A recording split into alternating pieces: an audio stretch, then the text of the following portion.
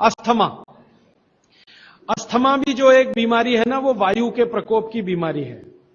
तो अस्थमा ज्यादा है, तो इसके लिए जो मैं बहुत बार बोल चुका हूं, फिर बोल रहा हूं, दालचीनी, ये क्षारीय है, दालचीनी का उपयोग करें शहद के साथ। शहद क्षारीय है, तो दालचीनी, शहद। शहद नहीं ले सकते तो गुड़। ये जो नारियल होता है ना, नारियल, मैंने आपको थोड़ी देर पहले एक बात कही है और मुझे याद आ गई, तो मैंने आपसे कहा जो भी फल में रस नहीं है वो क्षारीय है, और जो भी फल में रस है वो अम्लीय है। लेकिन ये नारियल अद्भुत फल है जो क्षारीय है, रस होते हुए भी।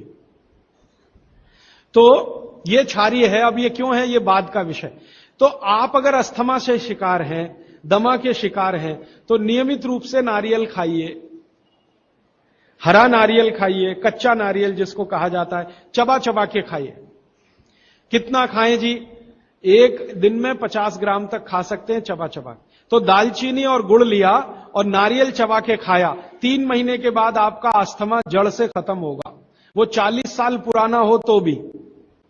दोस्तों, अगर आपको इस वीडियो से जरा सा भी नॉलेज मिला हो तो इस वीडियो को लाइक जरूर कीजिएगा। शेयर उन सभी दोस्तों को कीजिएगा जिनको इस वीडियो से न्यू नॉलेज सीखने मिले।